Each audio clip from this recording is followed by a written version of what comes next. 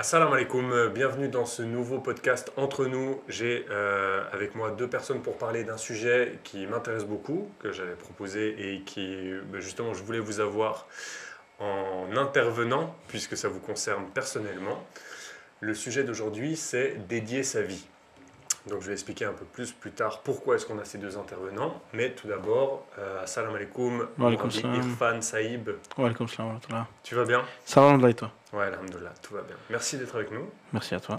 Et Moulabi Adnan, salam alaikum. Walaikum salam. Comment tu vas? Alhamdulillah. Tout va bien, super. Donc, vous avez vu, pour ceux qui ne connaissent pas forcément la Jamaat, je les ai appelés Moulabi. Donc, est-ce que, pour commencer ce thème, donc dédier ma vie, dédier sa vie, est-ce que vous pouvez nous dire qu'est-ce que c'est être un Moulabi? Le mot déjà Mourabi veut dire celui qui fait la tarbiya, donc tarbiya éducation, donc éducateur. Ok. Vraiment, si tu vas dans l'étymologie du mot, ça veut dire éducateur. Mais la fonction qui se rapproche le plus qu'on connaît en général, c'est imam. Mais ça ne s'arrête pas là. Donc imam, c'est la personne qui dirige les prières, les prêches à la mosquée, etc. Mais il n'y a pas que ça en fait. Il y a beaucoup... Et ça, c'est une question qui, quand on nous pose, quand c'est une personne de l'extérieur du monde, tu sais, hors de la Jamaat, quand tu leur expliques et tout, ils comprennent pas trop. Mais même moi, j'ai du mal Ouais, parce que à expliquer. vous avez un rôle religieux, mais vous avez aussi un rôle social, c'est ça? C'est ça, on peut dire ça comme ça. Donc, en survolant un peu, à quoi ça sert un Moulabi? Donc tu l'as dit, à guider les prières, mais peut-être aussi si on a des questions religieuses ou bien... Ouais, des questions religieuses, des aspects, comme tu as dit, le social. On les accompagne, par exemple, lorsqu'une personne veut se marier, ou pendant le mariage, ou même après, s'il y a des litiges, des divorces et tout, donc tu as toujours le lobby qui est présent pour voir comment aider. Les différentes occasions de la vie, les naissances, les décès, le Mourabi est là.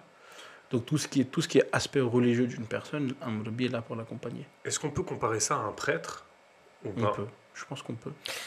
Oui, alors là, la petite différence, c'est que normalement, le Murabi, il a deux casquettes.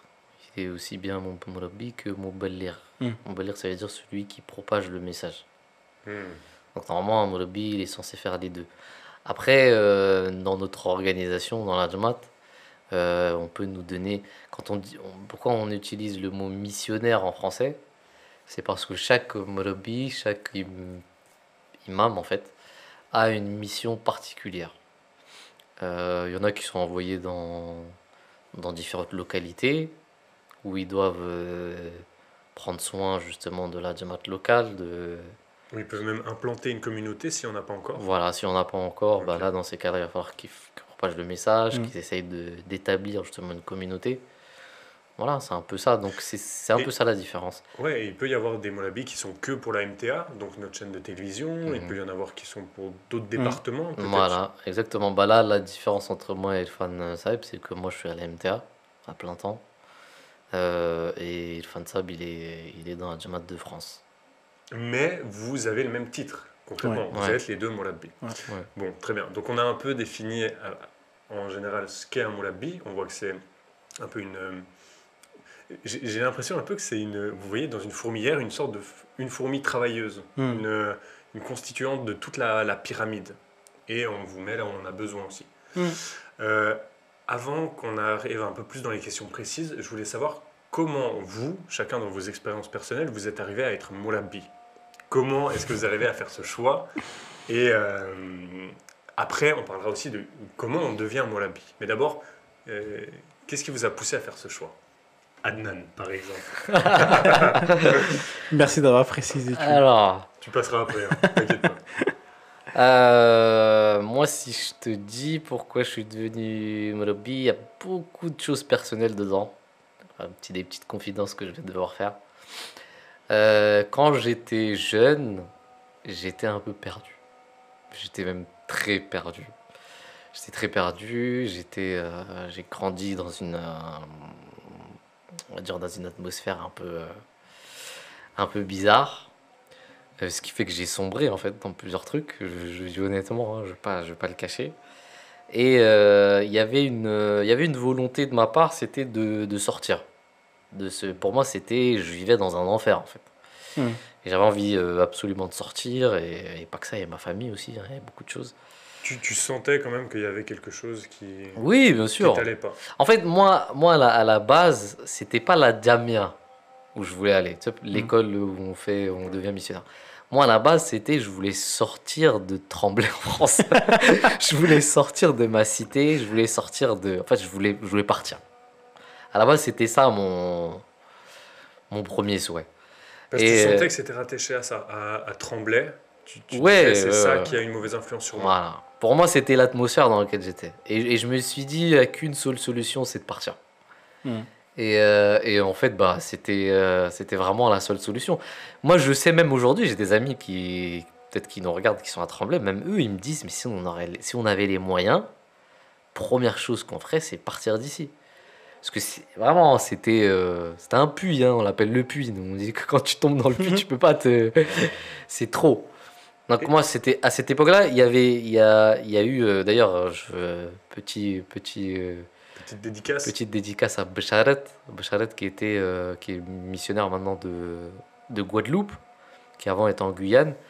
Lui, il était venu ici en France avec son frère, Hmm. où il avait fait un discours en fait sur la Jamia. Et je me rappelle à l'ancienne, nous, ici en France, on savait même pas ce que c'était. Ouais. On n'avait aucune. Vraiment, hein, on dirait on était une nouvelle Diamate en fait, donc on savait pas vraiment ce que c'était. Et quand il nous a parlé de ça, je me rappelle, c'était avec mon ami Bilou, et on s'était dit, vas-y, viens, on y va. C'était vraiment, on était petits, je crois, Donc 13 la 14 ans. Jamia, c'est l'université, l'école pour devenir Moulabi. Voilà, C'est une exactement. formation de 7 ans, 8 C'est ans. ça, c'est ça, 7 ans. Ok. Et en fait, quand j'étais jeune, je me suis, vers 13-14 ans, quand ils sont venus, je me suis dit avec Billy, on va y aller. Puis après, entre-temps, bah, il y a eu tout ce que je vous ai dit, la cité, tout ça, hein. Et en fait, dans le coin de ma tête, je savais que j'avais une option, Mm. c'est que je pouvais partir. Hmm. Et mes parents, ils étaient d'accord, parce que je leur avais déjà dit, en fait, que vraiment, quand j'étais jeune, je leur avais dit que je voulais aller à la Germaine, tout ça, ils étaient ok, vas-y, c'est parti. Et quand j'ai eu 16 ans, là, voilà, quoi, je T'as suis parti. sauté le pas. Voilà, je suis parti. Donc depuis tes 13 ans, tu t'es dit j'ai envie de faire ça, depuis qu'on t'a présenté la Jamia, Ouais, et tu voyais aussi une opportunité de sortir de Tremblay. voilà, exactement. Bah ça, c'était un peu plus tard que je voyais l'opportunité de sortir, parce qu'à 13 ans, bon, ça va, j'étais encore innocent, je pense. Mais moi, ça a vraiment commencé à partir de 14, 15, 16 ans, où là, ça allait plus. Là, si je n'étais pas sorti, là, je serais pas où je serais vraiment, honnêtement, je serais vraiment pas où je serais là, à ce moment-là. À ce moment-ci, vraiment, parce que c'était chaud. Donc, je suis vraiment sorti au bon moment. Hmm. C'était hyper dur au début, Ah ouais. Hmm. parce que tu changes tes habitudes, tu changes vraiment tout. Avant qu'on parle de comment ça s'est passé Ouais. la Jamia, je voudrais voir avec Irfan. Donc toi, qu'est-ce qui t'a poussé à faire ce choix de devenir Moulabi, et puis comment Franchement, choisi d'aller à la Jamia. je sais pas, ça s'est fait vite. Il y avait plein de trucs. Pareil, dans le coin de ma tête, il y avait je dois aller là-bas. Mais t'avais quel âge? Pareil, je peux pas te dire quand est-ce que j'ai pris conscience de partir. Je me rappelle très bien quand Bcharat et Assad ils sont venus, et le beau discours qu'ils ont fait. Et ça avait vraiment donné l'impression que c'était une aventure, tu sais, une bonne aventure, un bon truc. Ça m'a donné envie d'y aller aussi, mais j'y avais pensé avant aussi, avant qu'ils aient fait ce discours-là. Je pense que c'est beaucoup mes parents aussi qui m'ont parlé de ça et tout, à la maison, dans l'éducation, etc. Donc c'était resté dans ma tête. Mais dans ma tête, je me suis dit, c'est peut-être quelque chose d'inaccessible, dans le sens où je suis pas à la hauteur, tu vois. Et je me dis, parce que on avait dépeint la Jamia comme un truc super compliqué, tu sais, vraiment. Parce qu'il y a des exigences, tout le monde ne peut pas rentrer à la Jamia, exact. c'est ça? Ouais. Il y a quoi? Tu dois passer un test, Ok. oral, écrit. Je sais pas s'ils le font, ils font le médical ou pas. Non. Je sais qu'au Pakistan, ils le font. Ouais, Il y a beaucoup de critères, tu vois. Et toi, tu te disais à l'époque, peut-être que j'ai pas le niveau. Ouais, clairement, je me dis, mais je suis pas le niveau. Je veux, c'est bien, tu vois, d'avoir ce souhait-là.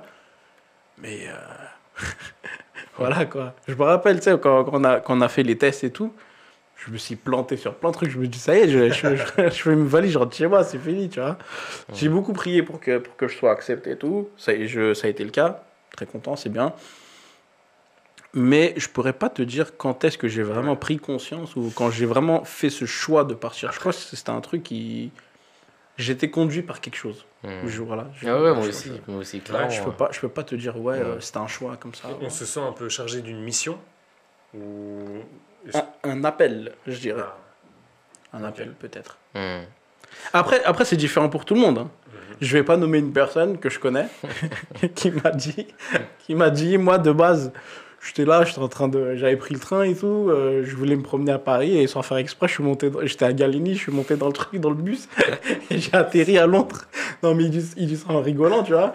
Et il est devenu mon ami. Ouais, c'était ça, tu vois. Il est parti juste pour l'aventure, pour sortir de chez lui, pareil, tu vois, pour sortir de la maison, tu vois.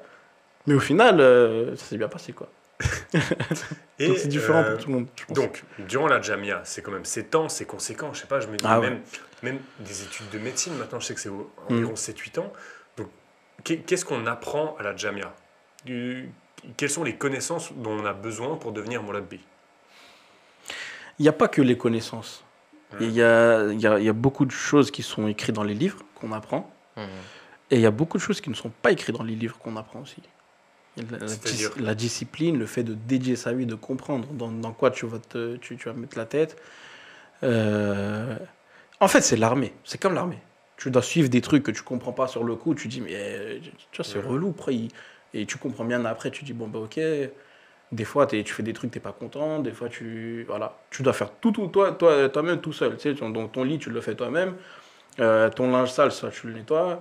Tu vois, tes affaires, il faut que tu les achètes. Papier, crayon, rasoir, peigne, machin, tout de A à Z, tu vois. Et donc, à l'âge de 16-17 ans, il faut que tu te débrouilles tout seul, tu vois. Ouais, donc c'est aussi une formation dans ta vie quotidienne. C'est ça. Ok. Et à côté donc ce cadre, t'as aussi quoi? Je crois que t'as du sport, Ouais, mais t'as aussi des matières religieuses. Ouais, Je crois tu que dois faire du sport obligatoirement 1 à 1 heure et demie par jour. c'est fou. Mais tu choisis ton sport. Hein. Okay. Si tu veux pas faire du sport, bah tu fais de la marche. Ok. Et au niveau académique, FIFA, ça compte? FIFA, ça compte pas. FIFA, ça compte pas. Et ouais, au niveau des matières, au niveau des matières, tu as un curriculum qui se développe toutes les années, carrément. Donc les premières années, par exemple, tu as l'ourdou, l'anglais, la lecture simple du Saint-Coran. Donc en arabe. En arabe. Ouais. Tu as l'arabe, tu as plein d'autres matières qui viennent après. L'exégèse, l'histoire, la jurisprudence, le farsi aussi, le perse, ce qu'on appelle le ilm al-kalam, donc les livres du Messie premier l'islam. Et je crois que vous étudiez aussi les autres religions. Ouais, et beaucoup d'autres religions. Donc des religions monothéistes et polythéistes aussi. Donc vous allez passer par du bouddhisme aussi, par, je sais pas, zoroastrianisme. Ouais. Toutes ces religions. Bon, les religions, par exemple, comme le zoroastrisme, on ne le fait pas vraiment en profondeur, mais on survole les grandes lignes, quoi. Ok. Donc, maintenant qu'on a à peu près défini comment est-ce qu'on devient Mourabbi, mais qu'est-ce que c'est Mourabbi? Je voudrais qu'on définisse le sens pour relier avec dédier sa vie. Une fois que vous êtes Mourabbi, que vous avez le diplôme de la Jamia, quelle est votre fonction? En fait, comment c'est votre rythme de vie? Parce que moi, de ce qu'on disait avant, c'est du jour au lendemain, on peut vous appeler à un endroit et vous devez répondre. C'est ça. Donc, et t'as pas le choix. Ouais, c'est ça. T'as pas le choix. Vous pourriez décrire juste un peu. C'est pour ça que je dis, c'est comme l'armée. On t'appelle, t'y vas. Ouais. Tu vois, t'es déployé à tel endroit, t'y vas, quoi. Et ça, tu le sais depuis le début. Hein. C'est pas un secret, c'est pas.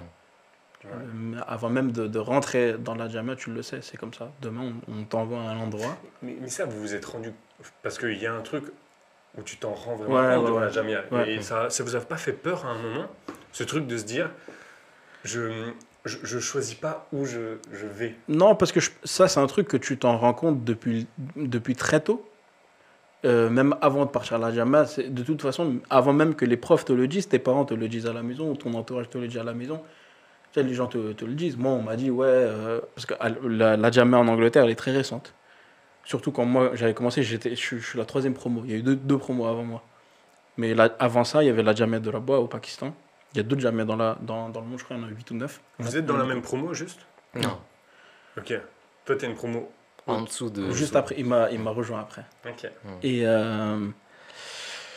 Et on te dit, ouais, c'est difficile, c'est dur, tu pourras pas, ceci, cela. Et c'était une des raisons de pourquoi je voulais faire la jamia, pour Donc, prouver aux gens que je pouvais.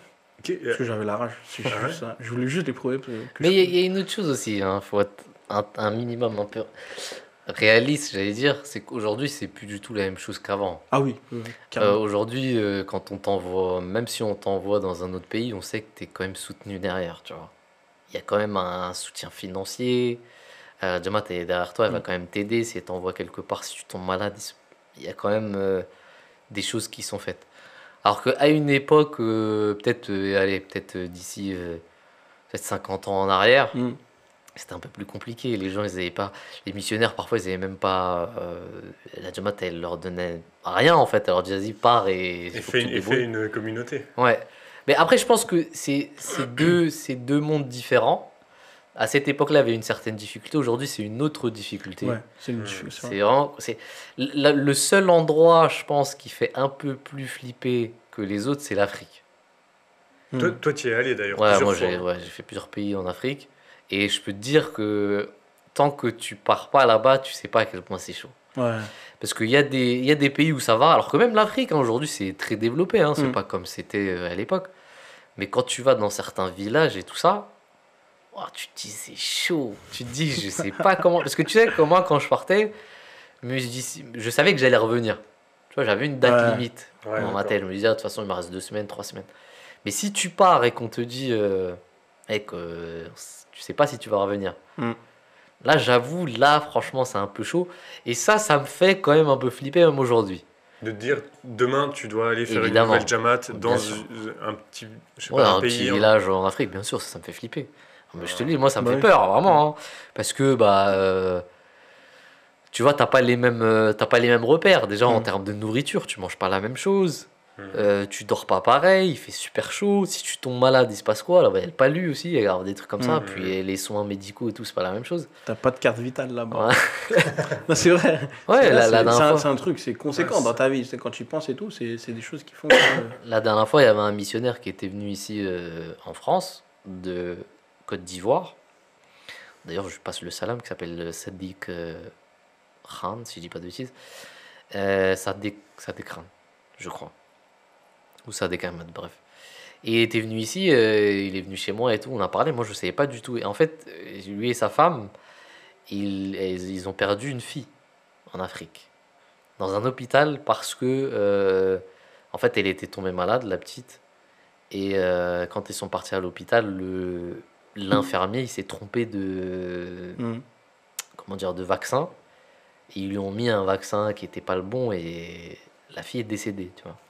Mais ce qui est fou dans cette histoire, c'est qu'il me racontait, il me disait, l'année dernière, j'ai fait moulakat avec le calife, et le calife m'a dit, ah ouais, toi, t'es celui dont la fille est décédée. C'était à ce moment précis, le calife, il était au Canada à ce moment-là, il m'a dit, je me rappelle encore, j'étais au Canada quand on m'a dit ça et tout ça, que ta fille était décédée, patati patata. Donc le calife s'en rappelait, tu vois. Je pense que ça vaut tout l'or du monde, tu vois. Ouais, que- clairement. Et après, il a eu un fils, parce que le calife lui avait dit, quand elle était décédée, que t'inquiète, Inch'Allah, Dieu va te donner, tout ça. Et après, il a eu un fils qui a grandi, tout ça, qui était venu, hein, il était chez moi et tout. Mais voilà, c'est un truc de fou. Pour moi, même moi, Ouais. quand je m'imagine ça, je me dis, mais c'est fou, quoi. Ouais. C'est fou. J'ai pas d'enfant, mais j'ai un neveu, par exemple. Rien que le fait de me dire, mon neveu décède comme ça à cause d'une erreur, mais Mm. peut-être que je deviendrais fou, tu vois. Mm. Bon, sur le coup, je pense que Dieu, il te donne la patience et tout ça, tu vois. Mais c'est quand même hyper compliqué, tu vois. Ouais. Mhm. Et ça arrive encore aujourd'hui en Afrique. Mm. Hein. Donc moi, je pense vraiment tous les jours, enfin j'essaye, hein, même si on les oublie, à tous les missionnaires qui sont en Afrique, qui sont dans les villages, des fois, c'est incroyable. Nous, ça va, alhamdoulilah, pour Ah oui, l'instant. Mais c'est ce que tu disais, c'est un autre travail. Ouais, c'est un autre ouais, travail. exactement. Ouais, c'est un autre travail. Je voudrais savoir, qu'on explique un peu aux gens, parce que, comme moi, d'un point de vue occidental, c'est très étrange de comprendre le fait de on est appelé Mm. et on peut pas dire non. C'est bien que tu aies fait un rapport avec l'armée, Mm. parce que ça nous parle un peu plus, mais est-ce que, je me dis, c'est une question que peut avoir un occidental, un blanc, il peut se dire, est-ce qu'on perd pas son libre arbitre, en fait? Est-ce Ah. que, ouais, est-ce que vous êtes encore libre quand vous avez dédié votre vie? Mais est-ce qu'on est vraiment libre de toute façon dans la vie? Tu peux dire non, tu as le droit de dire non, mais dans ces cas-là, tu démissionnes, tu pars, tu fais autre chose, tu changes de carrière, tu vois. Ouais, personne ne va Mais t'obliger à rester. ouais, personne t'oblige à rester, t'auras pas un marqueur sur le dos et que tu vas pas être, on va pas te fusiller, tu vois. Mais dans ces cas-là, si tu refuses, on perd tout l'aspect de la dédication, tu sais, de sa vie, en fait. Mm. Et c'est là le point essentiel, c'est que tu mets une distance entre toi et le monde. Tu te sépares de ce monde-là, tu vois, de ces choses mondaines. Ta vie, tu l'as dédiée au sens littéral au service de l'islam. Ah, vous avez Et fait. donc tu fais ce qui est nécessaire, ce qu'on te dit, ce qu'on pense être nécessaire pour l'islam. C'est fou quand même, vous avez fait le plus gros sacrifice. Votre vie. Moi, je pense que c'est un sacrifice que tu es obligé de faire tous les jours. Hmm. C'est pas comme si tu avais signé un truc et que c'était terminé, hein. Évidemment, on a une réflexion, on a une certaine intelligence qui d'ailleurs est très problématique parfois. Parce que quand tu as un raisonnement, tu réfléchis, tu vois. Mais je pense que c'est un truc qu'il faut faire tous les jours en fait. Tu signes tous les jours. Tous les jours, tu te dis non, non, j'ai pas ma volonté propre et c'est terminé. Parce que ça revient toujours, le 9 c'est toujours là, on n'est pas des anges. Satan, il continue de courir dans les veines. Voilà. Et là, mais pourquoi? J'aurais pu faire autre chose, j'aurais pu faire ci, Ouais. j'aurais pu faire ça. Mais en fait, Ah tu ouais. te dis, mais pas du tout. En fait, c'est la meilleure des choses qui me sont arrivées. Ouais. Mais des fois, ça arrive, tu vois. Des fois, quand tu vois d'autres gens, des gens autour, et que toi, des fois, tu te fais tabasser, parce que des fois, ça arrive, hein, en tant que missionnaire, on est là pour ça. On est là pour se manger des coups. Que ce soit même administratif ou que nos supérieurs, etc. C'est normal. Ça fait partie de notre quotidien. Je pense que des fois, quand c'est trop, Ouais, tu te fais la réflexion. ouais, tu dis, ah, mais voilà. Dans quoi je me suis mis, qu'est-ce que je Mais fais. parce que tu es humain. Mais bon, Ouais. après, tu réfléchis, tu te reposes les bonnes questions, tu te dis, non, c'est ça. Ouais. C'est comme ça, c'est comme ça, j'ai dédié ma vie, c'est terminé. Mais après, ce qu'il faut comprendre aussi, c'est que là, tu fais le rapport avec le fait que ce soit difficile. Mais chaque chose qui est difficile, elle est bonne. Toutes les bonnes choses sont difficiles. Tu vois, c'est ça qu'il faut comprendre, que les gens, tu sais, quand on parle du VOC, tu sais, de dédier sa vie, les Molbian, etc., et ben, le premier truc qui vient, il fait « Ah, mais c'est dur. Ok, certes, c'est dur. Mais tout ce qui est bien, c'est dur. Maintenir une bonne santé, c'est dur. Devenir millionnaire, c'est dur. Ce serait facile, tout le monde l'aurait fait. Oui ou non? Tout ce qui est bon dans même le monde académique, se surpasser, être le premier de la classe, c'est dur. Faut que tu révises, faut que tu fasses ça. Faut que, si tu veux, même le monde, tu vois, même si tu veux avoir le monde à tes pieds, regarde les Elon Musk et tout, qui travaillent 18 heures par jour, qui ne dorment pas, qui n'ont pas de vie sociale, qui sont... C'est marrant parce que dédier sa vie, c'est peut-être pas le bon mot. Tu parles d'Elon Musk, mais Elon Musk, sûrement qu'il a dédié sa vie à quelque chose. Voilà, à tu vois. la recherche, à ce monde, à un truc. Vous avez dédié votre vie, comment vous le définiriez? À Dieu? À la Jamaat? Au calife? Comment est-ce que vous diriez? Ouais, à une cause. À une cause. À une cause, parce que je pense que la cause de la Jamaat, c'est assez simple en fait. Hein. Moi, je le vois plutôt comme ça, c'est de créer un paradis sur Terre. C'est créer un paradis sur Terre. Maintenant, nous, on a notre manière de le penser. Les autres ont leur manière de penser, mais nous, on a notre manière de penser. Tout à l'heure, on parlait de Jamaat, je t'avais posé une question. Mais même toi, tu m'as dit, maintenant, c'est difficile de concevoir sa vie sans la Jamaat.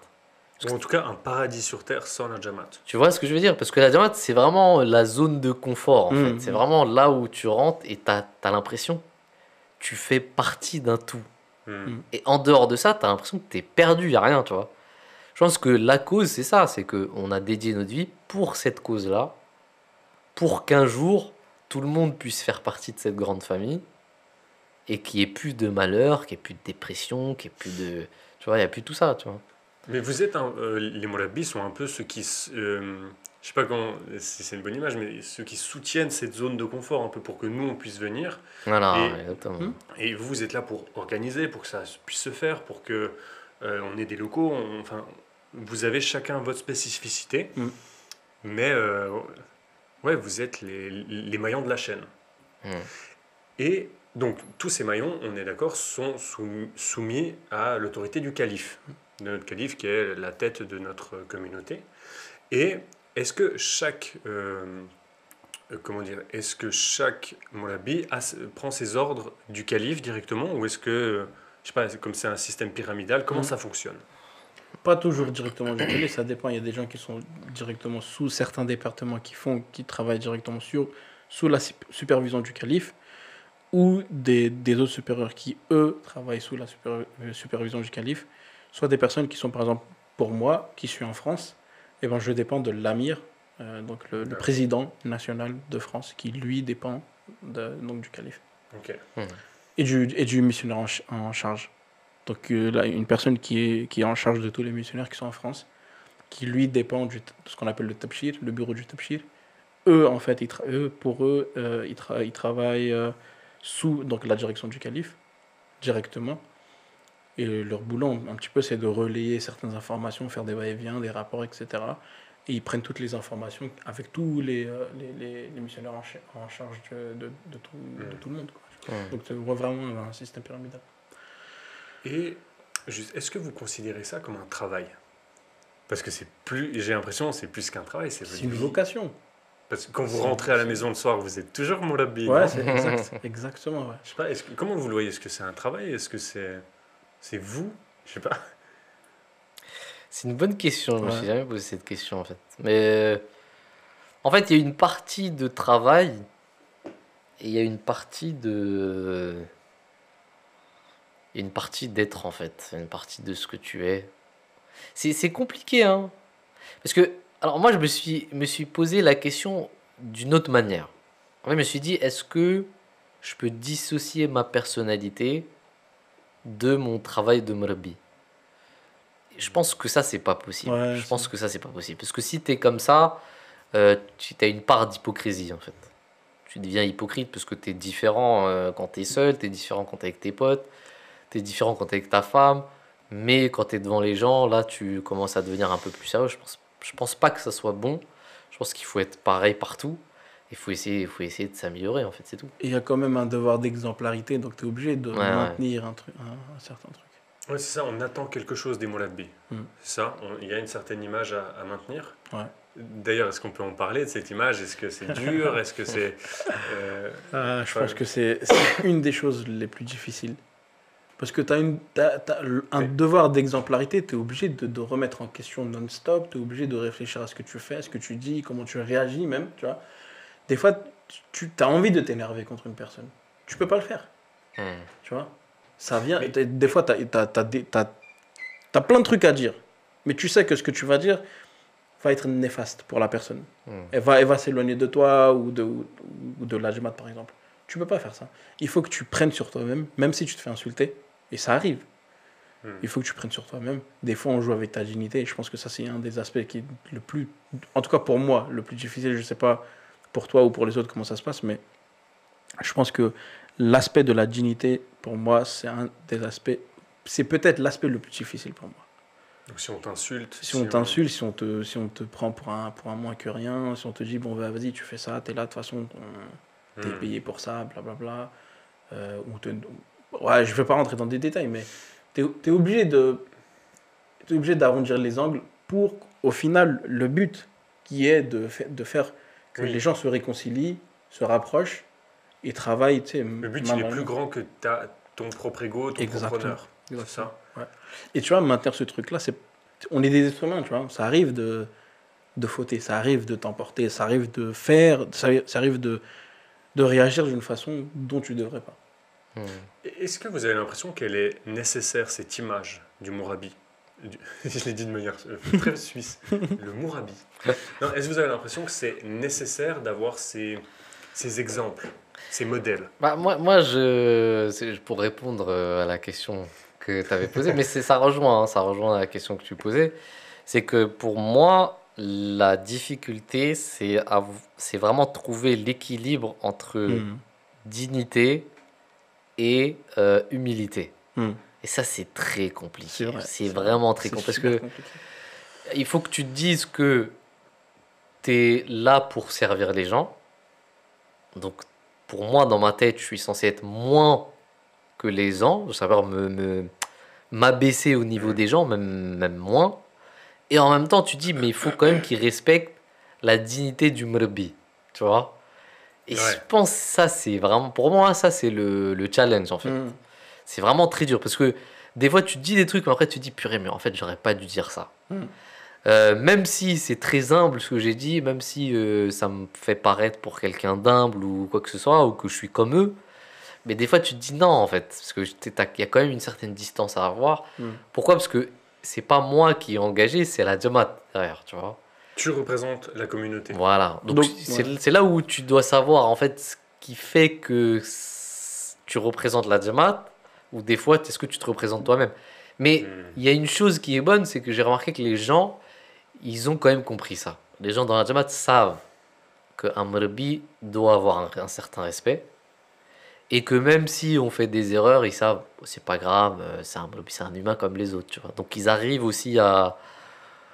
Bon, il y en a qui arrivent pas, tu vois, mais la majorité, en tout cas surtout les nouveaux, ils savent, enfin les nouveaux, les jeunes générations Ouais, savent. c'est vrai.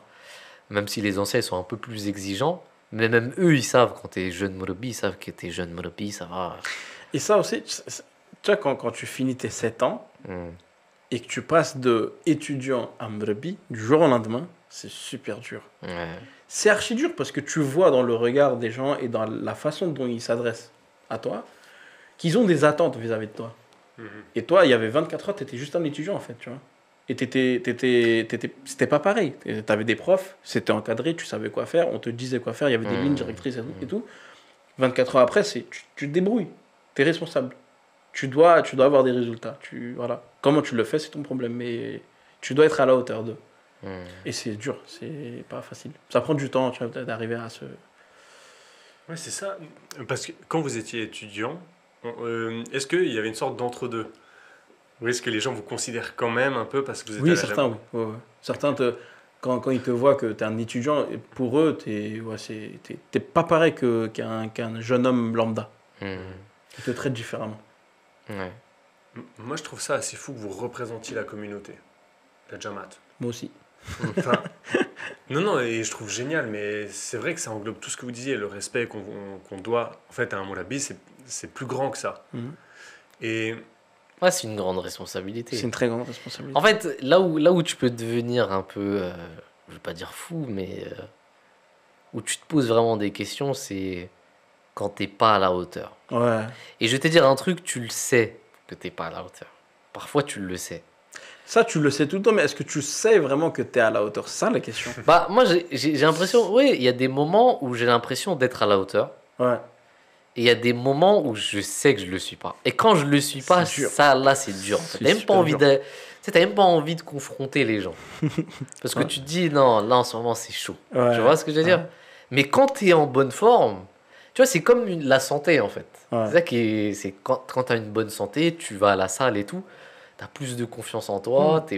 Mais quand tu fais plus de sport, tu es là, tu es dégommé, tu es fatigué, tu es tombé malade, bah, t'es pas bien. Bah, j'ai l'impression que c'est pareil, tu vois, des fois, je sens que je suis pas à la hauteur, tu vois. Tu le sens parce que bah, t'as pas fait ce que tu es censé faire, tu vois. Il y a eu beaucoup de négligence derrière. Et là, c'est chaud. Là, t'as pas envie de voir les gens, tu sais, t'as pas envie de les... Parce que les gens, ils te voient toujours en mode lobby, tu vois. Pour eux, il n'y a pas de pause, tu vois. Pour eux, toi, tu es toujours au top, tu vois. Voilà, t'es toujours... dans le regard des gens, vous êtes censé être des piliers un peu. Voilà. Vous êtes toujours là. Et... Mais c'est pour ça, d'où d'ailleurs la discipline de la Jama. Mm. Parce que la Jama, c'est H24, la même chose, non-stop. Ouais. Pourquoi? Parce que quand tu vas sortir, bah, il te faut cette discipline parce qu'il n'y aura pas de... Faut pas que tu descendes de cette discipline, tu vois. Et est-ce qu'ils vous apprennent, est-ce qu'il y a un chemin, je veux dire, pour être Mourabbi? Est-ce que, quand vous êtes au quotidien, est-ce qu'on vous apprend à être un missionnaire? Parce que j'imagine qu'on vous apprend toute la connaissance, et après quand vous sortez et vous retrouvez dans la jungle, est-ce que vous avez une méthode? Je sais pas. Non. On n'a pas, Vous pas avez comme une ça. mission, ça je comprends, vous avez une mission, vous avez un rôle, mais comment est-ce que vous l'achevez? On n'a pas une méthode comme ça qui est... C'est ce que je disais, que tu as des trucs qui sont écrits dans des livres, l'académie, les arguments, etc. Tu as des choses qui ne sont pas écrites dans les livres. C'est tes profs qui te l'apprennent, c'est toi-même tu l'apprends sur le tas. Tu découvres, tu regardes les gens, il y a beaucoup de choses qui se passent comme ça. Il n'y a pas vraiment un texte que tu dois suivre ou une méthode, étape 1, faire ça, étape 2, faire ça. Tu vois. Parce que vos objectifs sont aussi très différents. Oui. Ouais.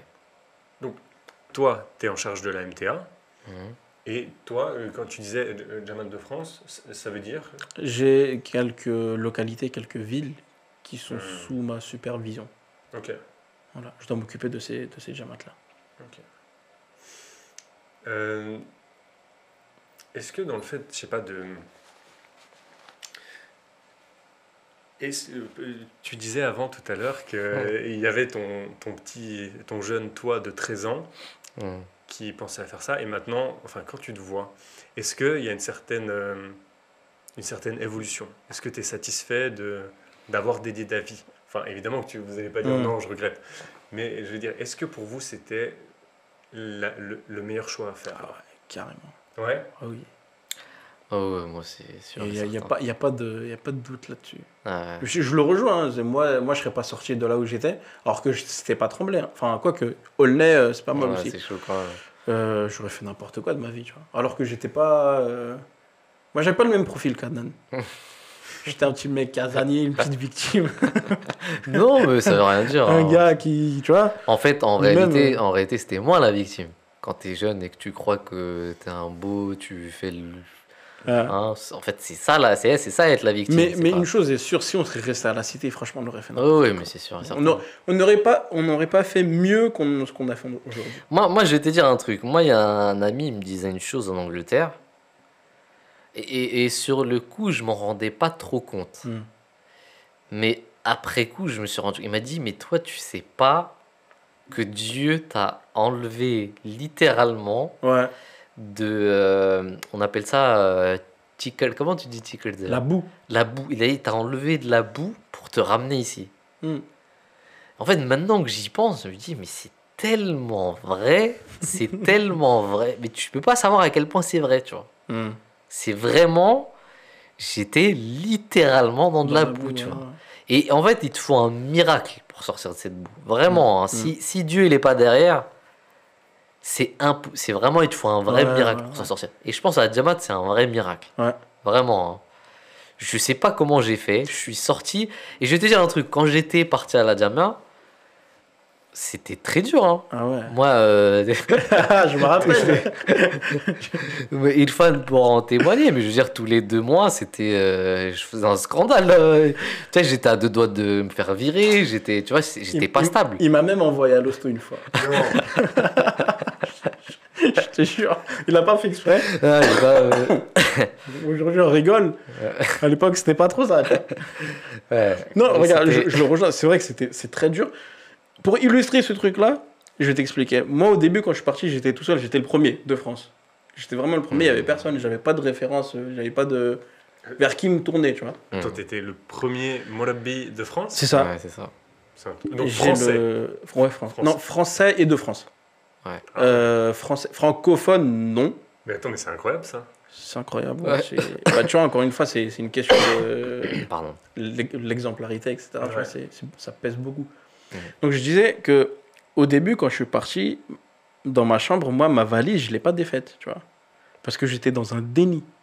Et là, je me rends compte, je me dis, waouh, c'est un truc de dingue, tu vois.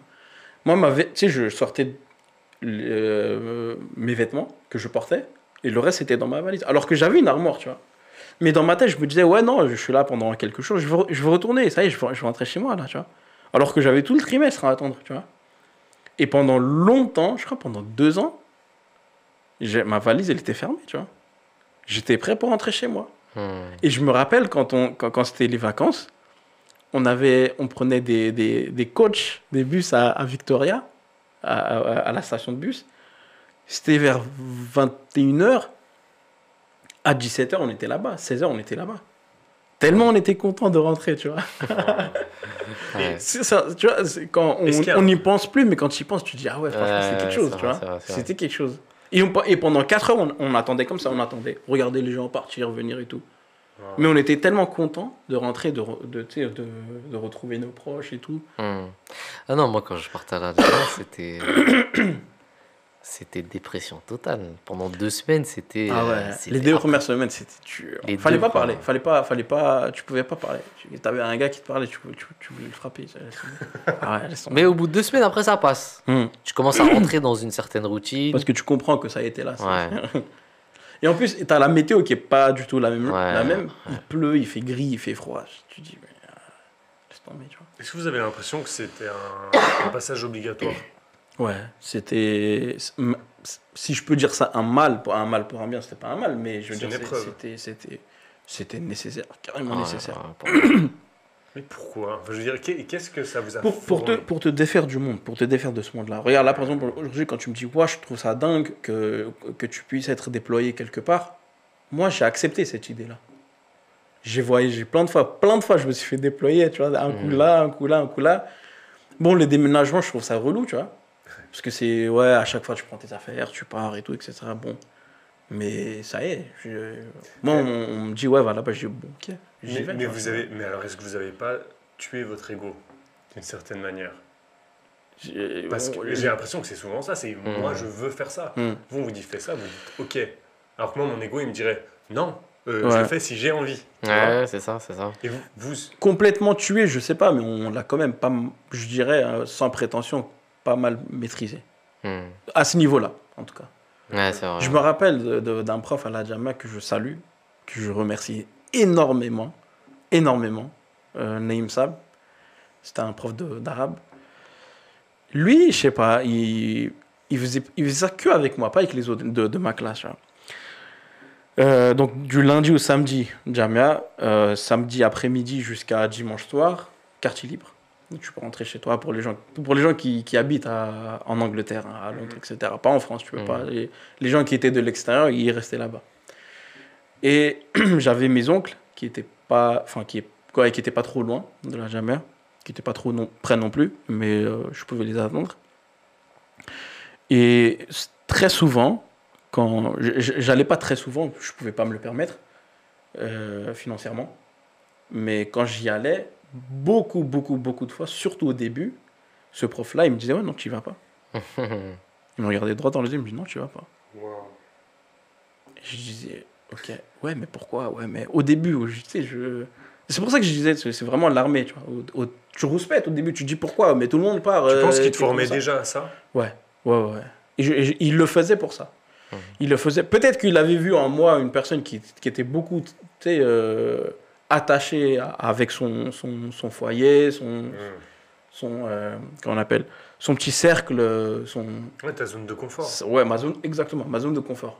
Peut-être qu'il a vu ce truc-là, il a dit bon, mais toi, On te resserrer les vis. ouais, voilà, je vais te resserrer les vis. Et au début, je peux pas te dire à quel point c'était dur d'entendre non. Et j'appelais mes oncles et tout, je disais ouais, désolé, je peux pas venir et tout. Voilà. Wow. Mais à la fin, quelques heures après, il me disait bah vas-y, c'est bon, rentre. Souvent, Une fois que tu avais accepté. une fois que j'avais bien chialé, tu vois, une fois que j'étais bien dégoûté, il me disait vas-y, un coup sur deux, tu vois, pour pas que je Oui, sache pour pas que que je tu dise dis- ouais, mais de toute façon dans 2 heures, tu vas me dire ouais, vas-y, tu vois. Mhm. Et il me disait ok, bah vas-y, rentre. Est-ce que vous avez l'impression qu'on devrait tous être Morabbi? Non, mais je pense que tout le monde devrait faire au moins 1 an à la Jamia. Ok. C'est comme l'Afrique. Mhm. Tu y vas, t'ouvres les yeux. Tu sors de ce puits-là. Mhm. Tu sors de ce puits-là et tu comprends le monde. Moi, tu veux que je te dise quelque chose, Alexandre? Alors, ça va plus te parler à toi. Je pense que la chose la plus importante qu'un Jamia apprend à quelqu'un, c'est de vivre avec des gens. Hmm.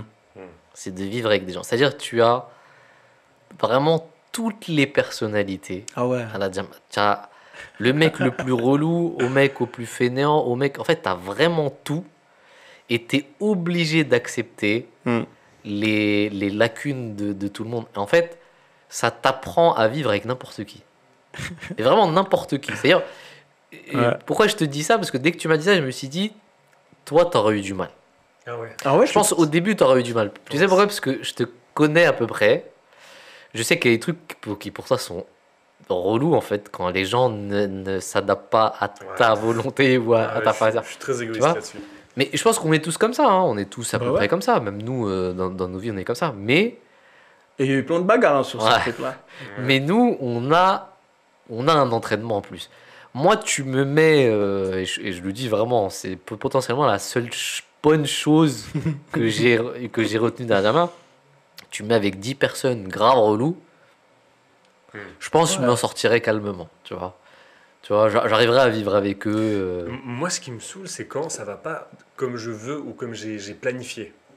Je pense Ouais, que tu voilà, vois, ouais, exactement, ouais. et j'ai l'impression que vous, on vous a appris, on vous a cassé ce truc de toute façon, tes plans, Ouais, ils vont servir à rien. c'est ça, exactement. Donc,